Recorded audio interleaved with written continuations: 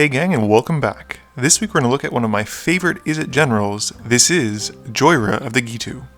Chances are, if you play EDH, you like to cast big spells that do fun things. Well, what if I could tell you that there's a general that allowed you to do this, but only for the cost of 2 colorless mana? Jhoira is exactly that commander, and is probably the one for you if you enjoy playing blue and red.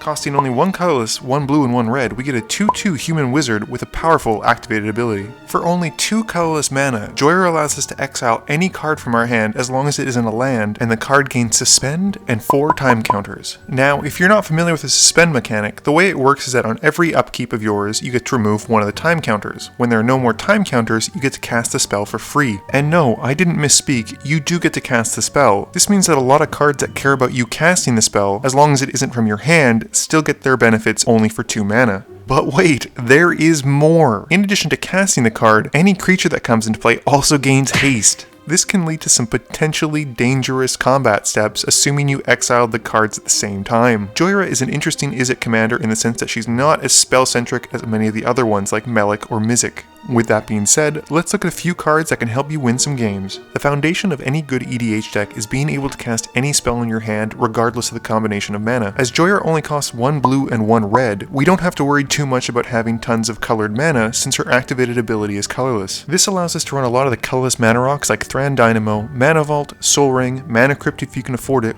with little to no penalty. This isn't to say that Chromatic Lantern, Izzet Signet, or any other source of colored mana is bad, but it does give you a lot of breathing room. For enchantments, you have access to blue, which means you have access to probably one of my favorite blue cards, Riptide Study, as it allows me to ask my opponents, after casting every spell, do you pay 1 for that? Does it get annoying? Yes. Do I take a perverse kind of pleasure doing it every time someone casts a spell? Most certainly.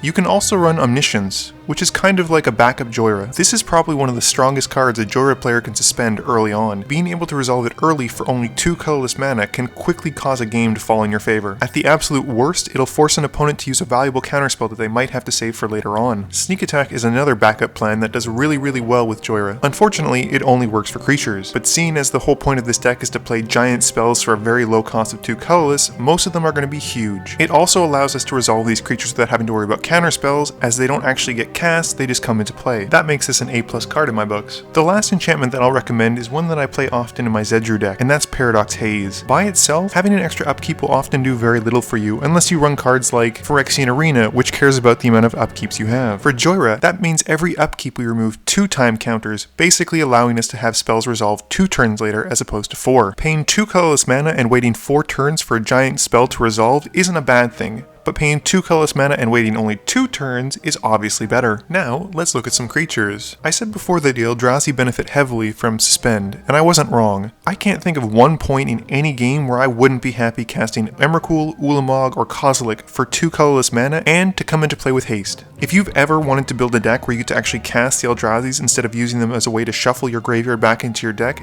Jhoira is definitely the one. You can also run Blightsteel Colossus, as that's pretty much a doomsday clock as the time counters come off, counting down basically someone dying. The possibility of creatures you can run in this deck are essentially limitless. Yes, you'll want to run some utility creatures, maybe stuff like Arcanomancer, Phyrexian Metamorph, clones, ways to really grind out some value, but you also have to make sure you have some space for those big fatties. As fun as it would be, you can't just run big creatures and ways to cheat them out. Well, I suppose you could, but it'll probably not be as strong as you'd like. But fear not, gentle viewer, there are a ton of spells that are just as fun and very useful. Fresh out of Conspiracy 2, Expropriate is a great sorcery you can resolve cheaply for 2 colorless mana. Either they're forced to give us an extra turn, which for us means less suspend counters, or we get to choose their strongest permanents.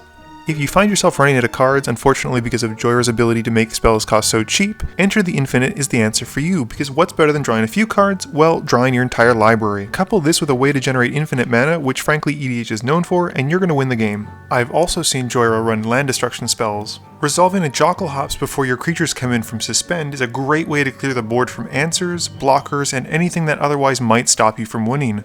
Similarly, Decree of Annihilation also takes care of artifacts, creatures, and lands, but has the added benefit of punishing graveyards and hands. Now, obviously you don't want to exile your own hand. Thankfully, we have Jhoira around. She's able to suspend any of those non-land cards that we want to save for only 2 mana. So while our opponents are stressing out and top decking since they can no longer access their graveyard or their hands, we just have to wait a few turns and a bunch of stuff is going to hit the field. I've also seen a lot of decks run things like Fury Charm, Jhoira's Time Bug, Rift Elemental, and other ways to remove time counters. If you're going to run some of these, I would recommend the repeatable ones. Unless you've included ways to recur those spells, the singleton uses often sit in your graveyard for the rest of the game. Last but not least, let's look at 3 lands that I'd consider running in Jhoira of the Ghitu. Reliquary Tower is pretty much a no-brainer. You're going to be playing blue, and chances are you'll be wanting to draw a lot of cards. Coupled with the fact that we don't need a lot of colored mana, the tower should fit into any Jhoira deck quite easily. Next up is probably my favorite land from Modern back when I played Splinter Twin, and that's Desolate Lighthouse.